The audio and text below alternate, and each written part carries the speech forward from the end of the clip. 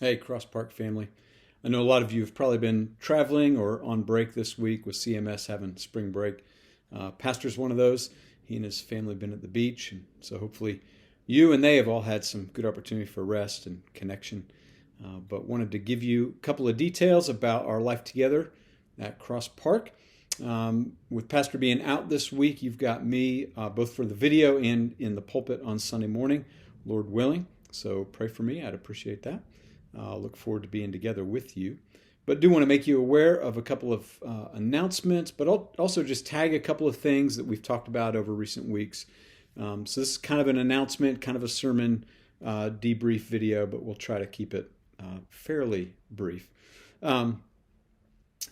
One thing to tag, and this was from last Sunday's service of worship. Pastor mentioned to us that there have been some changes recently in our relationship with the Y. Changes just a shift, really, as we've interacted with them. Our home team and session have sensed a shift in their interest and kind of desire to move forward in a project with us, even to where they want to put money down on that, put money toward it. So that's a real shift that we've noticed and are excited about.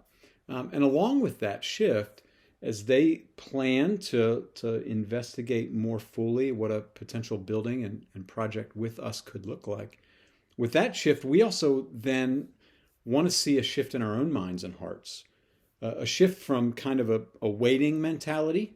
We're sort of stuck here. We don't know what's happening. We're just going to kind of wait and see, to an inhabiting mentality. This is where we are. This is where the Lord has us. We don't know exactly what the future is going to hold or what this relationship with the Y is going to look like long term, how it's going to manifest over the months and years, but this is where we are. And so we should settle in. We should inhabit this space, this relationship more fully than we have. So that's something we want to encourage you to think about, something we want to encourage you to pray about, that we together as a church might more fully inhabit Hemby. This is where we are. It's where the Lord has us. And by the way, it's a great spot in South Charlotte to do ministry out of. So part of that is going to be us participating in the spring fling that the Y is putting on. It is Sunday afternoon, April 21st. There are details about it in the email. There's also a flyer there that you can download. There's sign-up options for us to help out with that spring fling.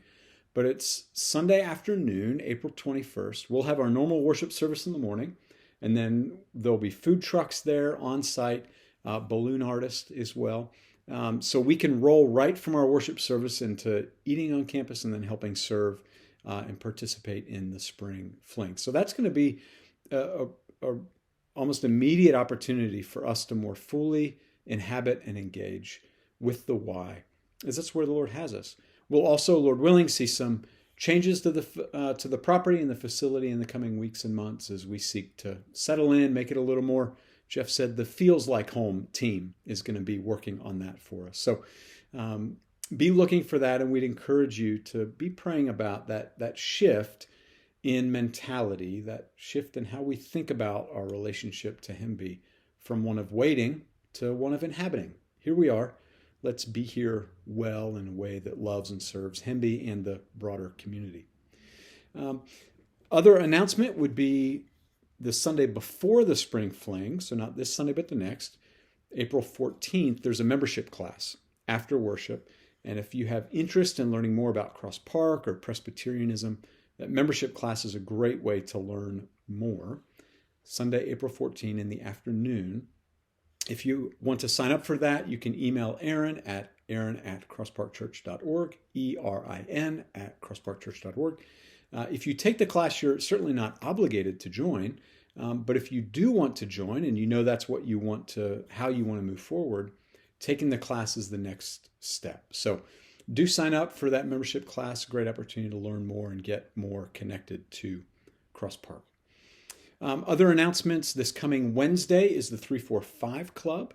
So third graders, fourth graders, and fifth graders gathering at 6:30 at Hemby till 8, same time as the youth group meets.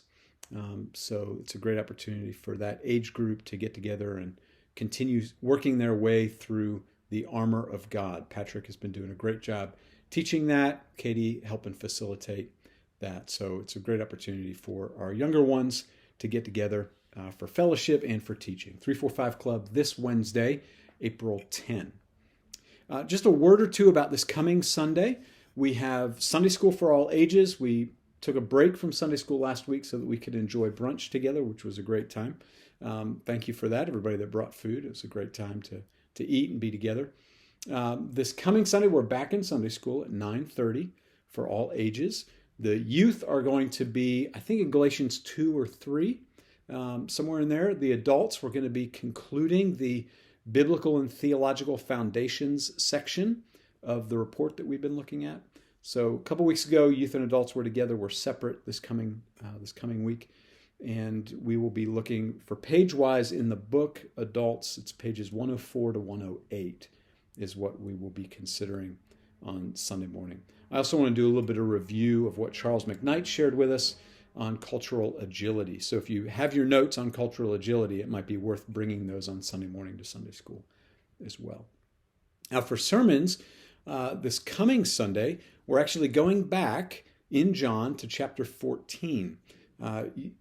After we got through 13, we jumped ahead to chapter 18 so that we could land on the resurrection texts in chapter 20 on Easter Sunday.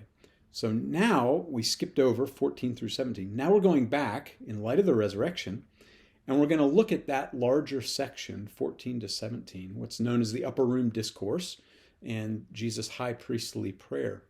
These are some of the more beautiful and profound and poignant passages in the New Testament, because here you have Jesus just hours before he's going to be betrayed, his trial that's going to be a sham, and he's going to be beaten and murdered. And what he's concerned about in those moments is how troubled his heart, the hearts are of his disciples. He's concerned for them.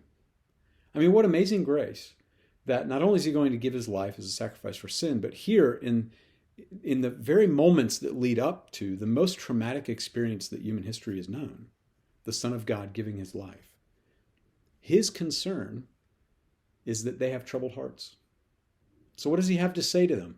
And that's what we'll look at on Sunday morning, is we're going to tag the end of 1336, so that we can see the context.